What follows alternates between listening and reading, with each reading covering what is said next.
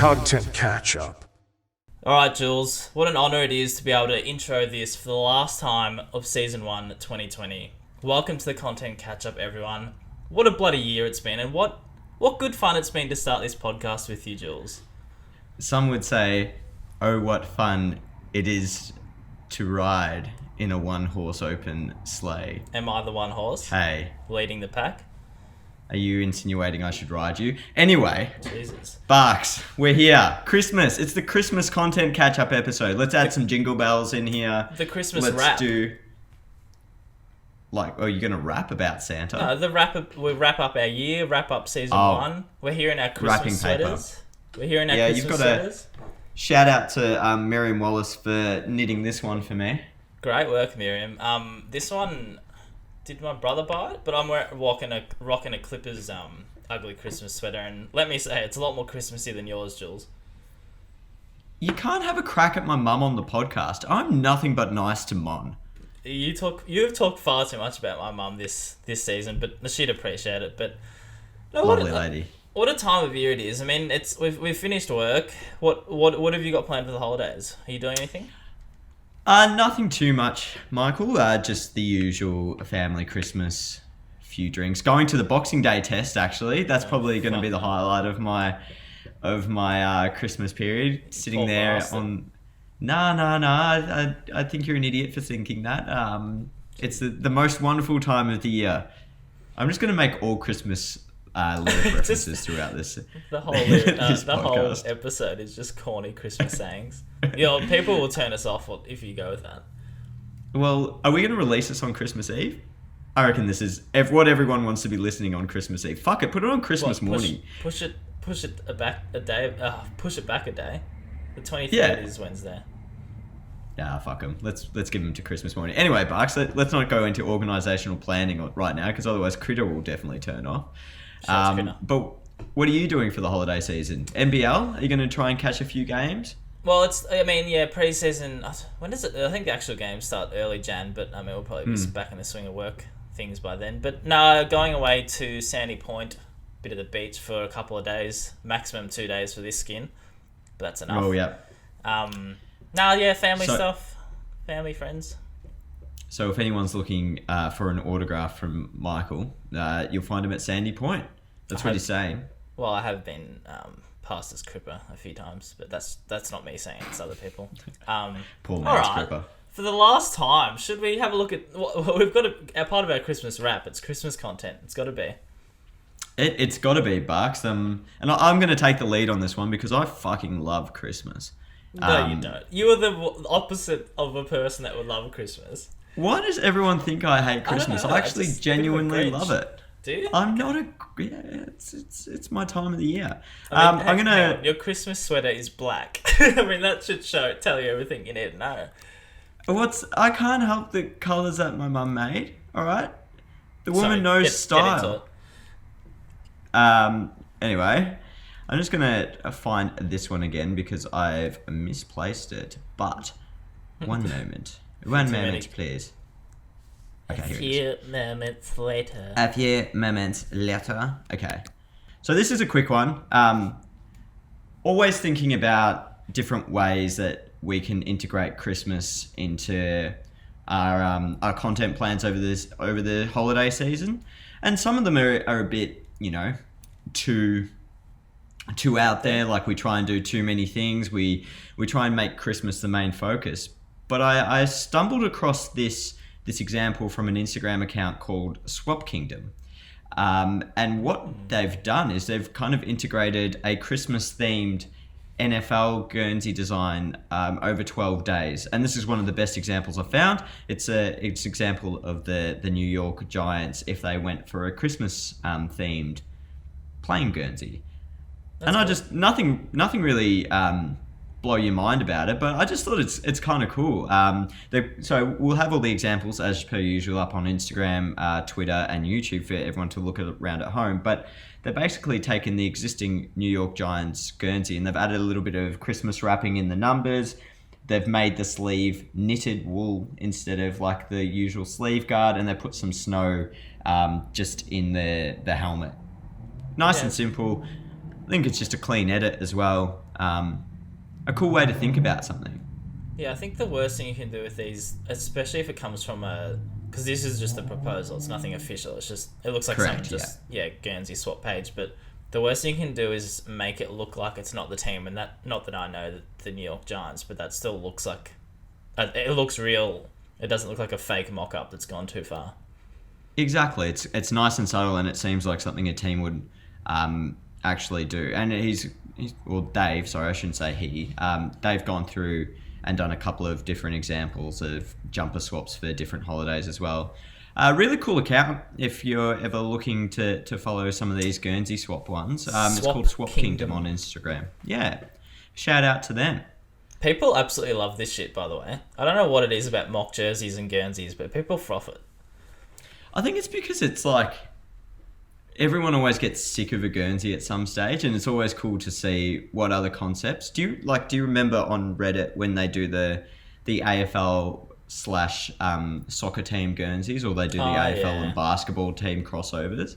I've seen basketball actually. There's a really good one a year or two ago. Like someone smashed it. That's just, it's creative. It's creative, right? That's all it is. It's just a nice way to think outside the box where you can have a bit of fun. And I also think the edits are very impressive as well. Like to get that jumper looking pretty much like that person's wearing it. It's pretty cool. Yeah, good work by them. I lied to you. I found a Toronto Raptors one that is exactly this, but Toronto Raptors that I'll show you after you finish. Okay, well, do you want to jump into that, or do you want me to go to my second example? No, if your second example doesn't relate to this, let me quickly show you mine because it relates. Okay, yeah. This is another one, Raptors. That's cool. Very cool. Reptar as well. I don't know. That's sick. It is very cool. I don't have much to add besides that it looks legit, as the first comment has said. And I think people were all over it saying that Toronto should rock these, but not much to add, but a very cool little mock-up by... I don't even know this person. It might not even been Eric, but if it was Eric, on you, Eric. Well done. I think that's cool in the sense that because the NBA do play on Christmas Day, don't they? Yeah. Why wouldn't you have a merch opportunity that is a little bit more Christmassy? And kids would love that. I reckon that's right. Kids would love it. That's a collector's item as well. Like I'd go straight to that. Yeah, that's true. Anyway, second piece from Jules. As I said last week, 'tis not just the season for Christmas, but 'tis also the season for fixture releases. 'Tis. And have I stumbled across the greatest crossover between Christmas and fixture releases? The answer is yes, because big call. The Warriors have combined Christmas and their fixture release in this tiny little video that they've got up on their Instagram. Okay, I'll share it for you. Yeah, I'd like you to hit play there, please, Michael. Does it need sound? You can have a bit of sound going if you like. It's just Christmas music. Yeah, I hate Christmas music. You see Milwaukee with the Buck, Portland with the Trail, Blazers, Celtics. I just thought it was clever. Yeah, player. Well, he's wearing a net as a beard, so... Oh, that's clever. It was how the little Brooklyn Nets on the net. Yeah. This is one of those things that we were talking about the other week with our fixture release, how it probably looks harder, but I reckon in a way it's a bit of a quicker turnaround and a lot better quality. Like sometimes it's better just to physically film stuff. Yes, I agree, rather than have animations and stuff like this. And to be fair, right, what makes something like this a lot easier is the fact that you just have one thing for every team, right? And you can list when you're playing them. Yeah. Rather than try and come up with 22 ideas. And then like this little cutscene at the end is really cool. Obviously they've built a whole set. But I don't know. I thought it was just really clever. A way to show both Christmas and a fixture in not a way that drags on at all. Like it's quite quick. Yeah. There's nothing that complicated about the actual animations. That everything's in the set, right? Which is where they have their strength. Yeah. How about the factor of being at home as well? So that's in a home setting, lounge room, relatable things for almost every team except for, was there a deer? No, that was an ornament. The deer was an ornament. So relatable things around your lounge room for Christmas decorations. Yeah, everything had a little tie-in, and if you, again, like, this is the beauty of it. If you can't think of an immediate tie-in, you just like make it into a Christmas present or a Christmas decoration. Yeah. Actually, presents allow you to do a fair bit, I reckon. Fair bit of normal things, but good one. Good one, Warriors. Yeah, it was really good. So thanks to the Warriors for that lovely bit of content to fulfill both our needs of Christmas and fixture. That's true. And thank you for bringing content this week, because I didn't. I do what I can for our fans, Michael. I do what I can. We'd do anything for our fans. And what I did bring, though, Jules, is an idea. I think it'd be good just to look back on our guests and specifically things we've learned. So I told you, have a think about things that our lovely guests this season have brought us and your favourite things that you've learned. So why don't you go with one and I'll go with one and so on. The favourite thing that I've learnt from our guests. Michael, there's been so many. There's been so many. But I honestly think that one of the greatest chats that I still look back on with a lot of I guess what's the word, respect for what he's doing is Scott Walton, and having that side hustle aspect of just doing something that you really love. And one of the things that he said is that he's not out there to hurt anyone that he's posting about. He's there just for good times. And I think there needs to be more of that on social media and in the content that we produce, because we can get quite heavy with things and we can forget why we're actually producing content. But at the end of the day, we're there to entertain. And not at the cost of anyone, not at the to make anyone feel worse for our own benefit, but just to keep everyone on a positive train forward. I think that was one of the things that stuck with me that I've learned. So that's refresher. Scott Walton, Highlights Club creator, probably our second guest, I think it was. But you're right, he did have multiple. I think one of us said it, that he kept coming back to that point of positivity. That's sort of his drive. But right, I like that. I'll answer back. Darcy Vesio, I think you can agree. I think you said this was your one you were most nervous for. You had a line there. Yeah. But it's cool. Like that's a name that everyone knows, and it was fun to get Darcy on, and we thank her again. But one thing I really liked from that chat was finding out how her creativity affects her footy. So she was saying that if she has a week that, something along these lines, if she has a week that she doesn't have a lot of time to create and make stuff, she almost feels like her footy's impacted. And I think that's a really cool, sort of like a human relation to what you do as your profession, but how your hobbies and things away from your profession affects it. And like how important that, like, having something away from your main job is to motivate you to do your other job better or have that freedom. Exactly. Yeah, Das was a great chat. I think I was nervous because I've only ever spoken to Das about football, but now I have something else I can talk to her more about. And it was cool that she did seem genuinely exciting. That I think that one of the first things she said was, nobody's asked me about this side of me. Yeah. Yeah. No, good call. Great call. Thanks. Hopefully. Thank you. Well, can I give a very general thank out to all our guests for this year. It's been a pleasure having you all on, and I hope that all of our 40 listeners at home have enjoyed. 41, sorry. 40 great the listeners. great listeners, but have enjoyed the chats with our guests, and not just me and Barks rambling on all the time, but have learnt something from these people that are doing the jobs as well. Exactly. Can I be honest, Jill? I had two more to quickly... Can I throw two more at you? Because I worded favourite as in you could have multiple. Sure. You could have multiple. Sure. Well, we'll hold my thank you then. No, we can cut it. You can replace it back. It was a good thanks there. Well done. So I had two other quick ones. Britt Denton, Melbourne Storm. Yep.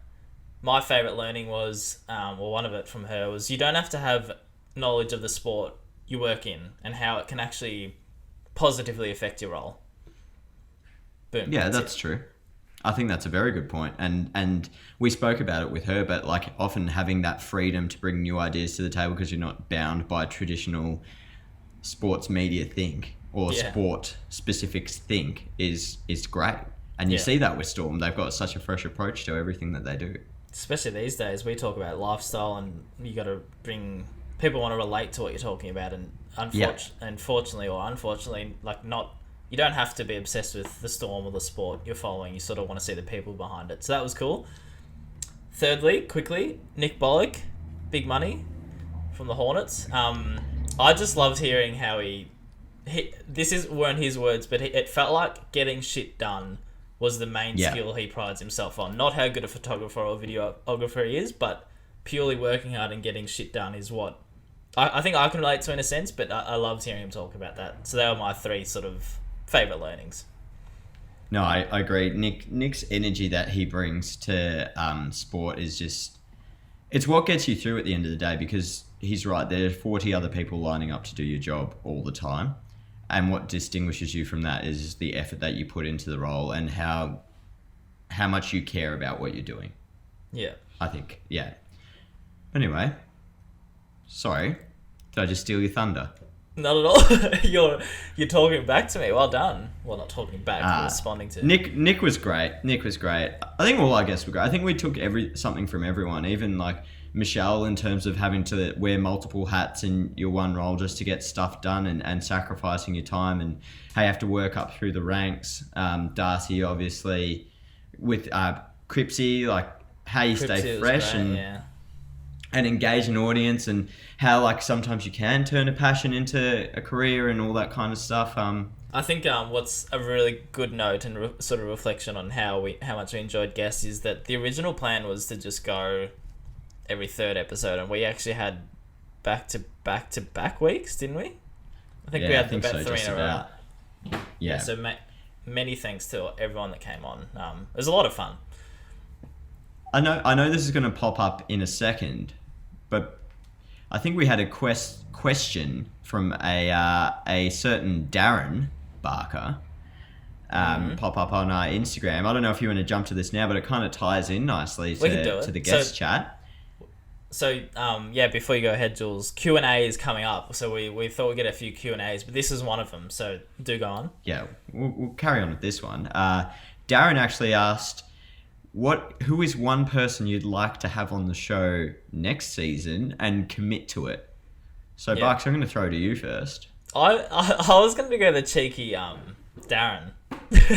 You want to have Darren on? Yeah, but we already knew that, so Darren can be the answer. But my one is it's sort of big in my world because, as you know, I have a really cool fascination with over in the States that athletes, especially NBA players, because of what I follow, they have their own content creators, and one of the first I came across is this guy called Logan Linkmeyer, I think is his name, but he, to my understanding, and this is why I'd love to have him on, he works solely for D'Angelo Russell. And he comes up with some of the coolest content I've seen that's out there, and almost everything he posts, I'm like, oh my god, like this guy is amazing. But Logan Linkmeyer, I'll reach out to.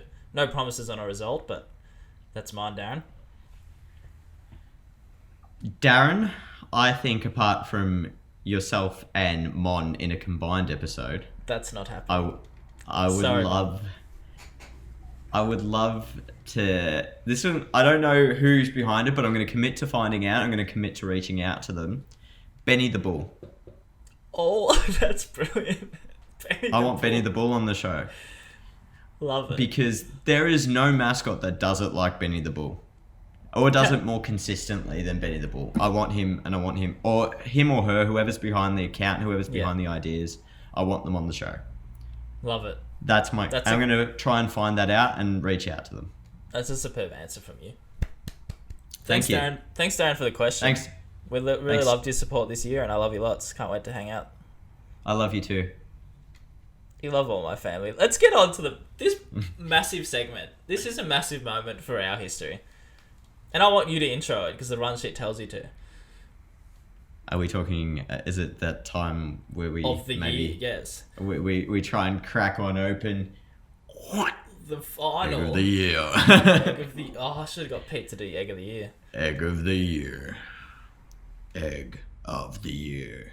Barks, it's been a weekly something that I look forward to from the moment we finish egging to the next week, because all I am is now looking out for eggs. I want to start this off with a quick one. I want to put my hand up as a self-egg.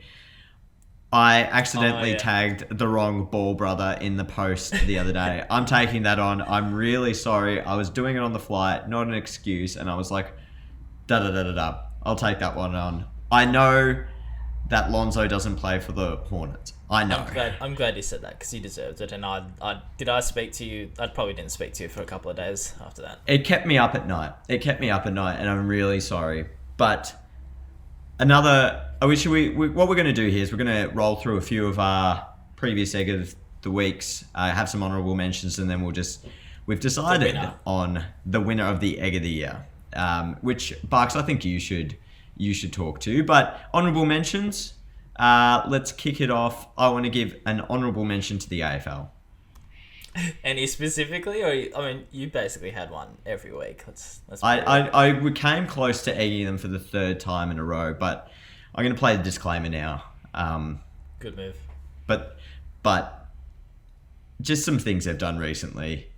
A 6 a.m. fixture release on a Sunday morning.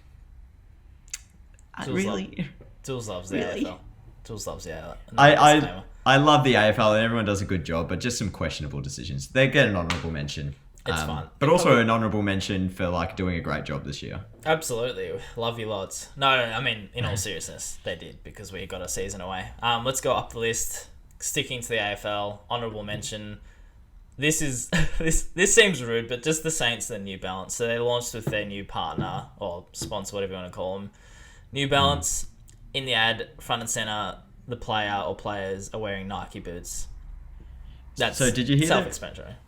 Did you hear their reasoning for that? I did not. So those two players are actually Nike athletes. Yes, I did actually. I did. So, but still. Surely there's a way. Surely there's a way. They can't sit well with New Balance. Nah.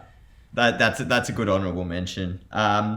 Should we go one of my favourites, which also ties into you, but the Pitbull head shaver. Oh, yeah. And Michael for shaving his head in the reflection of the car. And I know people didn't agree with me on this one, but buy a mirror. Buy a mirror. Important reminder though, I won both those polls on normal or weird. Hold on. It doesn't matter who votes. That's because you voted, and then you voted from the content catch-up for your answer. Not on this one. You did. There was a poll that I did. Anyway, the results speak for itself. It's not weird. It's completely normal, and I'm a great person. Next, that wasn't part of the poll, but I'm sure you agree. Next one's close to home. Oh, no, I'll go. Shut up. Next you one's better do this one.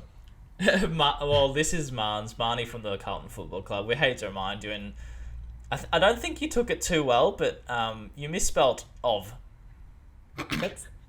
And just saying it again, it's great. Good on you, Marnie. You've done well. And you're our number one self-given number one fan of this podcast, along with self-proclaimed.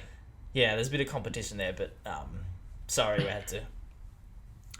I'm going to go, the second last honourable mention is got to be Cleveland Browns photographer Matt Starkey. What is more commendable, though, is the way that he bounced back with some additional content. And the way they use that to post more content. Yeah.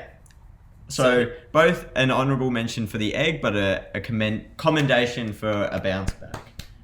And now the big moment. Here we go. Drum roll sound effects. A lot. I mean, we'll actually put real ones. But the Egg of the Year, the 2020 Egg of the Year, Season 1 edition. It is Luca, the go-kart driver, who piffed his bumper at an opponent after he got knocked out of the race. That was my favourite, and from the very first moment we said we're going to have Egg of the Year, that was my thought. Well done, Luca. That's Luca Corberi! Oh, well, the dream is over. And there's Luca Corberi watching at the side of the road. What's he doing? What is Luca Corberi playing at? Oh, Luca Corberi, what on earth is he doing?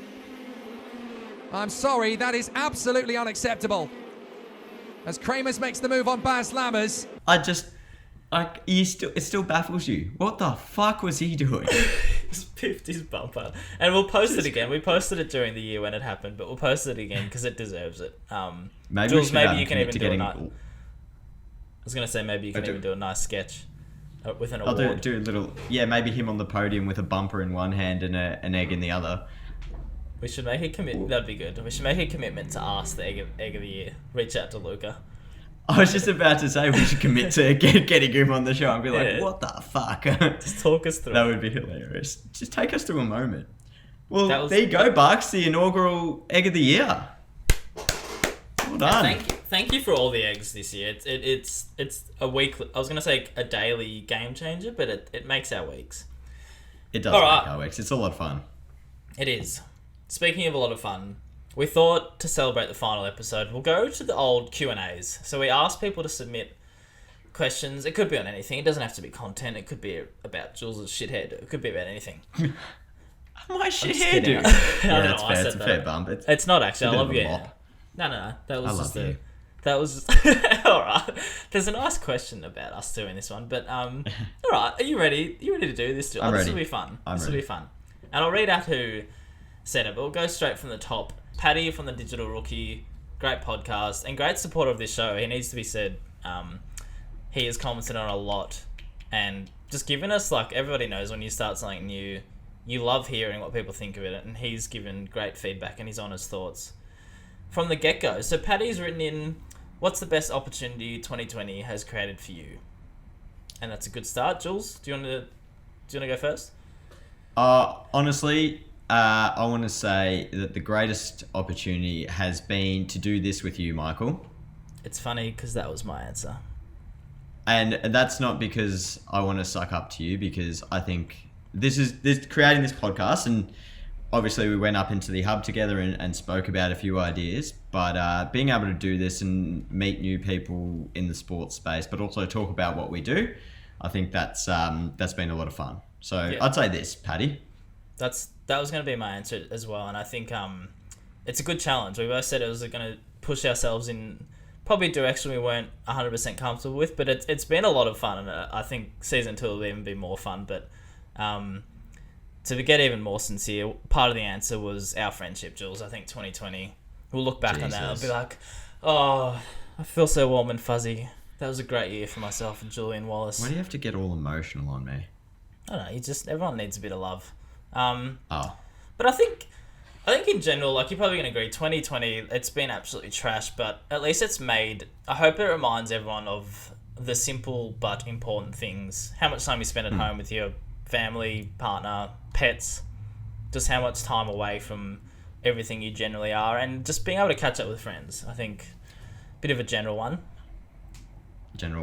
I think that's also like ties in with, this podcast, our friendship, but relationships, like the chance to meet people probably wouldn't have met otherwise. Like Paddy's one person, Cripsy's another, Britt, Michelle, like being able to talk to people like that. I wouldn't have probably done that in any international. Nick, wouldn't have been able to do that. Well, we probably wouldn't have pushed ourselves to do that this year had it not been for a good old friend Zoom.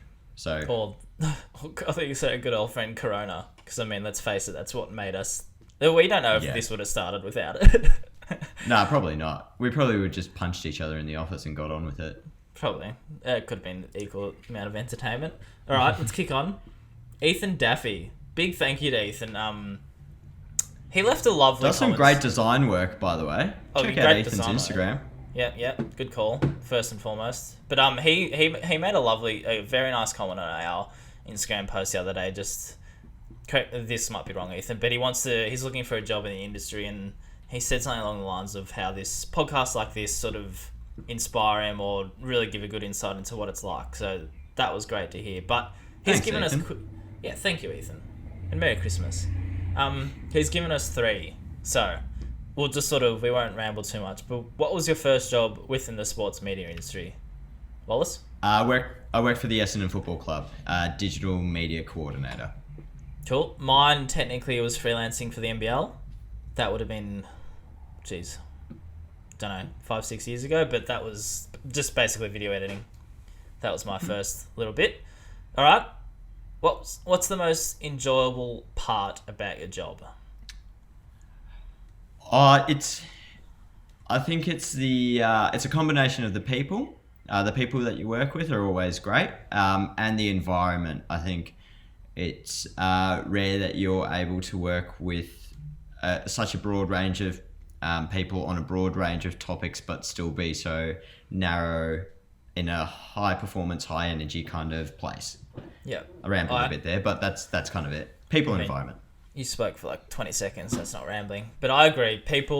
Footy clubs, I didn't know this, but you sort of know, you get told it's a bit of a family atmosphere, and Carlton, that the people in it sort of make it. But my answer was going to be more, I have an appreciation of what we do is very lucky in the sense that we've got something that, especially for me, and a lot of what I do is creating, that it's a job that could be seen as a hobby, and not everybody has that. So hobby as a job is my answer. And I told myself from day one, don't ever not appreciate that. And I'm getting really sincere on these answers. I like it. Good on you, Michael. Jeez, are you going to cry? Burst. It's okay if you do. It's good. Just let me know. Happy tears. Third one. Probably. I reckon I know it. No, actually, I don't know if I know your answer. If you could work for any sporting organisation / club in the world, who would it be? I've thought about this before. I think I would really love to work for the NBA. Not like a specific club. I think the NBA is the NBA is an organisation because it's so international. It's like it's not just America. It's not just Europe. It's Asia. It's like Africa. It's Australia, Oceania. Obviously, like. And it's such a universal game, not in the same way that obviously similar to the way that soccer is, but not the same way that NFL's, obviously people watch it internationally, but not everyone plays it internationally, if that makes sense. I don't know. So the NBA, I guess, like a lot of cool opportunities in what they're doing. They're great in the digital sense. They've got so many relationships with other key people in the digital space. Like you look at the agreements they have with Bleacher Report and House of Highlights and the characters that come up through that. Probably the NBA. Mine, no surprise, mine's NBA. But I was going to say the Clippers, but then I don't think I'd be fussed about what team. Yeah. I honestly think I'd embrace whatever it would be, and even like a small market team would probably almost suit my personality more, I think. So it's not too specific, but an NBA team, I couldn't get past it. Do you think? Sorry, this adds a little bit to it, but would you consider college teams as well, like college basketball? Yeah, it's a great point. I think they just seem unreal with what the atmosphere and content is like. So, yeah, I don't have the knowledge of it though, but that could sort of provide a challenge. It's the old Britt Denton. You don't need to know. Everything about what you're doing. No, it's a good call. Possibly, Jules. Possibly. Okay. Next one, Anth. If you had to grow an unknown sport in a market, what would be the 3 main things you would focus on? And I feel like we should agree on 3 main things. We can sort of throw it out there. Okay, we'll agree on 3 main things. Shout out to Anth Artusa as well. Has been a big social media man in my life since I started at Essendon. Good guy, great guy. Has he? What specifically has he done for you, Jules? Just a lot of good chats on social. Okay. As an Essendon supporter. Funnily enough, I think we've actually got a connection through an old friend of mine. I don't know if we've ever talked about it, but we can cut this anyway. So, good for my knowledge. But like again, like always was really supportive of my work at Essendon and kind of just stayed in touch via social. I think he's over living in Canada at the moment. So, good luck to you, Anth. I hope everything's going well over there. But 3 main things if you're starting a sport in a new environment. Was that the exact wording? Or 3 things to focus on? 3 main things you would focus on. So, okay. I don't know. I'd start. Sorry, do you have one to kick on with? No, I was just gonna start from the top and be very broad, but I don't know if you can focus on exposure, but if you can put money behind it, and whether it's a face or a whatever it is to market it, but go on. That could be one. Yeah, that could be a bit of awareness. So like find someone that has a bit of clout within the community to be an ambassador. Known face. That's a good start. I think another one is community. focusing on as local and as grassroots as you can. Find out like what their main drawback would be to participating in the sport or whatever the program is, and then trying to fulfill that need and just making yourself a real local hero. It's a slow grind, but I think that works as well. Start local. I think that makes sense. What about no, go on. I was just going to say, if we've got to do something a bit more digital focused, though, if we switch to that, I think it's almost like branding and kind of inserting yourself into conversations where you might not necessarily fully belong. Does this make sense? So like, I'm going to take it as like a local college team or local college program, right? You find relevant areas that you might have chats, much similar to what we're doing with building up the podcast. Like you find things that are related to what you're doing and insert yourself into the conversation and start building up some awareness online by just tweeting people, by like DMing people, commenting on posts, liking posts, engaging in conversations, looking for trends you can piggyback off online as well. So if, I don't know, Toronto Raptors are trending in Canada for some reason, you create a post that's around the Toronto Raptors and involves your program. So social media presence, almost like a presence. Yeah, I guess presence would be the best way to put it. Social media presence, engagement, and awareness. Yep. The only other point to branding I was going to make was, what about a point of difference? So you got to be relevant, but I mean, some people go down the track of controversial and getting people talking about you. But if it's a new sport, you could consider something like that to be like, what the hell is this on about? If you've got a big face that people know and they're doing something bloody weird or something that people don't know, I think a point of difference. But what were the three? So we've got awareness. Or exposure. Awareness, yeah. We'll go community engagement and tie that into like digital social engagement as well. So community and digital engagement. And then your last point, I think, is a really good one. Point of difference. / presence. Presence. Because now I'm thinking of like really weird sports and like a really cheesy like dodgeball style video. You know, like the 5 rules of dodgeball. Yeah. Well, it's funny you say it, because I think a page we came across, I think it's just one person, but they make content for lacrosse. And I've seen, we talked about it before, and we've seen it about some of the amazing videos and stuff they make. And it makes you think, geez, I wouldn't actually mind wondering what they're tuning into, what the hell that's... Yeah. But there you go. Yeah, hopefully there's 3 ideas there for you, Anth. And I hope you have a bloody good Christmas up there in Canada. Thanks for the question as well. This one's my favourite. I mean, hold on. Sorry, Barks. Do you reckon Anth is dreaming of a white Christmas? Maybe. Anyway, that was funny. Because he's in Canada. Yeah, I got it. It's snowing. It's cold. Well, yeah, I believe it's cold outside. Go the Raptors. I would love to have a white Christmas. Anyway. Do you want me to pour some coconut on your head? No.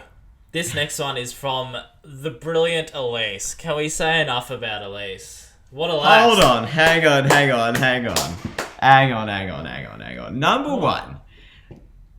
You fake proposed to her on the podcast. I didn't. You did. Last week, you backed away from calling her your fiance. I didn't.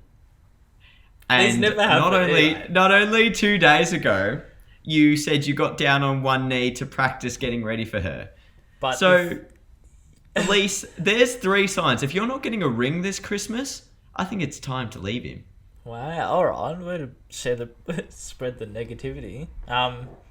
If you would, I do happen to get down on a knee far too often, and I apologise for that, Elise. But anyway, Elise, we're getting off track. Q&A time. Elise is sending a very nice question.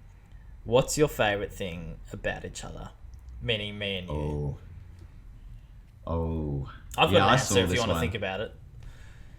Yeah, you go for it. But I don't like hearing stuff about myself, so I might just take off my headphones. God, this podcast is meant to be comfortable. Anyway, you probably know this. I always say that you pay attention very well. Your ability to listen and take in details, I commend you. Not enough people do it. You remember stuff that I would not expect you to. So well done. Look at you. You hate this. You hate this. I hate this so much. You're a Thank great you, though. manager. I You're a great appreciate it. podcast host, and an even better person. Even better person. Yep. Okay. Thank you. All right, come on, hit me. I think I've got three things. I think number one, your drive to do stuff. Like we spoke about this podcast, and I would honestly have just let it be like, oh yeah, that's a good idea. You were like, the next week, you're like, all right, cool, I've got a microphone. I'm like, okay, I guess we're doing this. So your drive to do stuff and get stuff done, your creativity, I think it's unparalleled in the AFL industry, especially your quickness to learn. And I don't know if you're going to want me to tell this story, but I'm going to tell it anyway. I actually interviewed Barks, for his job at Carlton. And he was very honest, which is another one of his great qualities. But he came into the interview and he said, "Yeah, I've never actually used a video camera before, but That's great, mate. here are my edits." You're a video producer. But we walked out of that interview, and myself and Gavin said to each other, "We're like, well, his edits are really great, and like that's from someone that's self-taught as well. Why don't we just give him a crack with the camera? Because honestly, the camera is like 1/10 of what makes something good." And he came down to the VFL that week, shot for free. And then, a week later, he was in the office and he was revolutionising the way that Carlton do stuff online. So a real props to Barker there. It's a big build-up. It's not a big build-up because it's your skill set. I think the last thing is just you're a good friend, mate. You're a very good friend. You care about people. So that's another one. And Elise, if you ever ask a question like that gets me emotional, I swear to God. Yeah, well, I mean, you said I was going to cry before, but I just might do it right now. Oh, dear. No, thank you. That's really nice. Merry Christmas, everyone. Spread the love. Last but not least, Jack Jones. Sounds like a bit of, like a superhero almost. That's such a stupid thing to say. All right, last Q&A. It's 2005. Your older sibling says they'll make you your own CD with songs they've downloaded from LimeWire. What's your first choice? Okay. So I think 2005 me. Jesus, how old was I? I don't even remember what. Yeah, 13? 13? Yeah. What have we got going on? I will start this off by saying, like, the first song I ever acquired via LimeWire, I actually think it was something else before LimeWire. It was before LimeWire, and I had a 56k modem, so it took all day to fucking download. I downloaded Smooth Criminal by Alien Ant Farm. But to my disgust, after having had the phone off the hook all day so the dial-up didn't interrupt, oh no, I accidentally downloaded Michael Jackson's version of Smooth Criminal. You would still like it, Jack, wouldn't you? I did like it, but it wasn't what I was looking for. Have you got a list of songs in 2000? What did we say? 2005? Yeah. I don't. Yeah, so I grew up with what my dad would have not pushed onto me, but I loved the stuff he loved, and that's sort of the rock vibe. I think Disturbed was, I don't know what song it was, but I first discovered Disturbed on my computer at my high school. One of their first songs, I don't know what that is, but that's the first one that popped to mind because I feel like Down that would with have the been Sickness or something? one of them, or there's another one that's I can't quite think of, but Disturbed would probably be up there. Otherwise, early Offspring, first favourite band. Creed is another one I thought of. Good old Creed. Creed. The greatest Christian rock band ever going. Arms Wide Open or something. Arms wide open. Yeah, that's what I'm into. Alright, there's a couple of good songs here. I just looked up a list. Sorry, Jack. I couldn't remember off the top of my head, but there's some good ones here. Foo Fighters' Best of You, that would be on there. That was a fucking track. Yeah, I told you this the other week. I've never been too into Foo Fighters, but good one. Let's go with Bad Day by Daniel Powder. Oh, good one. Yeah. hold on, there's another one. My Humps by Black Eyed Peas. That would be on there. Yeah, fair enough. Photograph by Nickelback. Nickelback was another one I had on mine. Yeah. Sugar We're Going Down by Fall Out Boy. Can you believe that came out the same year as all those other songs? And maybe, let's go one more. We'll go, actually two more. Sorry. Gold Digger by Kanye West. That would be on there. Can't say it was for me, but who knows? And Don't Ya by the Pussy? Don't Ya by the Pussycat Dolls. Pussycat Dolls. Wow. By the Pussycat Dolls. It's That'd be, just look at that list. That's probably what I'd go for. That's pretty cool. I like that question. And to Jack Jones' credit, clearly a WWE fan, he's like, the full question was, what's your first choice and why is it Chris Jericho's WWE entrance song, Break the Walls Down, which... Mate, Jack, if I had to Good choose song. my top favourite WWE songs, we'd have a whole podcast episode just on that. We can do that if you want. Still got some sort of content. I don't think anyone wants to hear that. No one wants to talk about my love of the WWE. In fact, I want to get off this podcast because there's TLC happening at the moment. That's fair enough. Before you go on to our final farewell until we... Because that's the Q&A done, and thank you. I really Q&A, enjoyed yes. that, Jules. I think we should I think do that was more often. fun. Yeah. Maybe once every season or something. Or maybe we can have a weekly question moving forward. Depends. If We can enough figure people out are listening. We can figure about how it looks, but I don't mind a good 5 or 6 questions and have a bit of a segment. Thank you, everyone. Thanks for your questions. I had one thing to say before we roll on out of here and retire. Season 2 is not going ahead, just letting everyone know. No, it is. We can't wait. Julian Wallace won. We had our Christmas... No, let's not go here. We had our Christmas breakup, and he won... I'm not going to go into it. He won a Carlton Award, so well done. I'm very proud of you. Yes, thank you, Michael. That's it. I think probably I had to give a speech. It was really fucking awkward as well. But I thank you to everyone at Carlton this year. This isn't going to turn into a speech, but thank you. And thank you to all the colleagues that we get to spend some time with. I'm sure, Barks, you'd appreciate it even more. Like people that we've worked closely with this year at Carlton and have encouraged us to do this, but also helped us be good at our jobs, basically. Yep. And it does relate to what we're doing here, because there's every single person on that team, I reckon, has made a comment about listening to it, and they've listened to it a lot, and it makes a difference. So, Thank you, everyone. Except Will Batulis. Yeah, Will. He doesn't listen to one. He owns it. Nah. Fuck you, Will. Even his brother listens in. Oh. Fuck you, Will. Critter binged it. Yeah. Critter, you. Critter, Rose, Marnes, they all listen. And We Ness love you also all. tunes in from time to time, but fuck you, Will. Fuck you, Will. Anyway. Does that do us on that note? Fuck you, Will, and goodbye. That wraps us up. That's the End end of the it like Christmas that. one. Am I going to have to bleep out all those fucks? It's Christmas. Nah. I mean, on Stuff one in. hand, it's Christmas. We should probably extra bleep it because it's Nah. Christmas cheer. We'll do a jingle bell instead of a bleep. Okay. All right. All right, let's wrap this up. Everyone, well, 2020, hey? It's been a year. It's been dialogue. a year that we'll probably all try and forget, but I think there's also a lot of things that we should be thankful for as well. Here's hoping that 2021 is a lot better, Bloody hope so. but we also don't forget just how much we survived this year. But anyway, without getting too teary, Barks, it's been a bloody pleasure hosting this podcast with you. I look forward to season 2 already. And to all of our listeners, thank you for putting 45 to 50 minutes of your week away every week and tuning into two guys who probably when we started didn't even know the name of the damn podcast, and now I've got a little bit more of an idea of what we're doing from week to week sometimes. I remember. But I hope you've enjoyed it. Yeah. Just to clarify, I remember the first episode you told me to introduce myself, and that's how far out of the podcast world I was. I'm like, what?